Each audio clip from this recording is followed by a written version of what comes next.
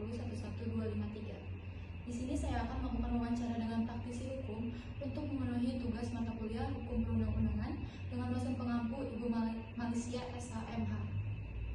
Pada kesempatan kali ini saya berterima kasih kepada Bapak Harsa Wahyu Ramdan SHMH, seorang advokat sekaligus akademisi yang telah berkenan menjadi narasumber dalam wawancara ini. Untuk wawancara ini saya ingin meminta pandangan Bapak melalui beberapa pertanyaan seputar proses pembentukan dan pengujian perundang-undangan di Indonesia. Baik, langsung pada yang pertama. Dalam praktik pembentukan undang-undang di Indonesia, sering muncul tarik-menarik kepentingan politik. Menurut Bapak sebagai advokat, bagaimana seharusnya politik hukum diarahkan agar pembentukan peraturan tetap konsisten dengan hierarki norma dan asas pembentukan peraturan perundang-undangan? Dalam pembentukan peraturan perundang-undangan, ya, hal yang perlu diperhatikan agar dia tetap sinkron, ya tentunya ada kajian awal, ya, sehingga input seperti pembuatan naskah akademik itu harus berbasis riset, ya, dan harus berbasis data, tidak hanya berbasis peristiwa yang viral, gitu, ya. Sehingga untuk lebih mendorong agar tetap selaras, ya, itu perlu dilakukan kajian landasan yuridisnya bagaimana di situ. Langsung pertanyaan kedua, fenomena disharmoni peraturan perundang-undangan sering menimbulkan konflik norma, misalnya antar undang-undang dengan peraturan pemerintah atau peraturan daerah. Menurut Bapak, apa akar masalah dari disharmoni ini dan langkah apa yang bisa ditempuh untuk meminimalisasinya? Saya kira penyebab disharmoni itu satu faktor ada ego sektoral di masing-masing bidang, ya. Satu pengen mengutamakan bagaimana dia mengatur, yang satu juga sehingga jadi tumpang tindih. Yang kedua mungkin ada ketidaksepahaman, ya,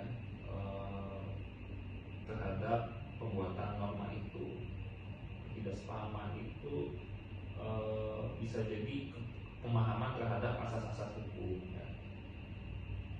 Yang ketiga, ya, disusupi kepentingan, ya, kepentingan politik atau kepentingan oligarki yang mempengaruhi sehingga undang-undang itu jadi kontradiktif dan tidak sinkron. Mungkin itu. Baik, pertanyaan terakhir Pak, jika melihat kondisi saat ini, apakah menurut Bapak sistem pembentukan dan pengujian peraturan di Indonesia sudah cukup responsif terhadap kebutuhan masyarakat atau masih cenderung represif? Saya kira masih kurang responsif, karena satu, dari banyaknya konteks dari masyarakat, ya, seperti awal September, akhir Agustus dan awal September itu menunjukkan bahwa pembentukan peraturan perundang-undangan belum melibatkan partisipasi publik yang luas. Contoh, ya, undang-undang TNI, ya, revisi undang-undang TNI itu juga terlalu terburu-buru, ya, banyak norma yang pengaturan yang masih perlu dibahas lagi, tapi pemerintah tidak respon, ya. Bahkan ketika pembahasan itu tidak dilakukan secara terbuka, malah dilakukan di hotel. Itu contoh saja, ya. Sehingga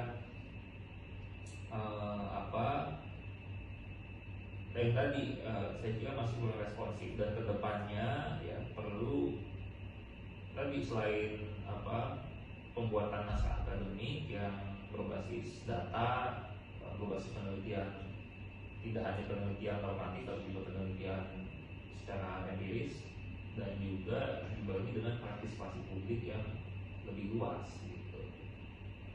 Ya, itu.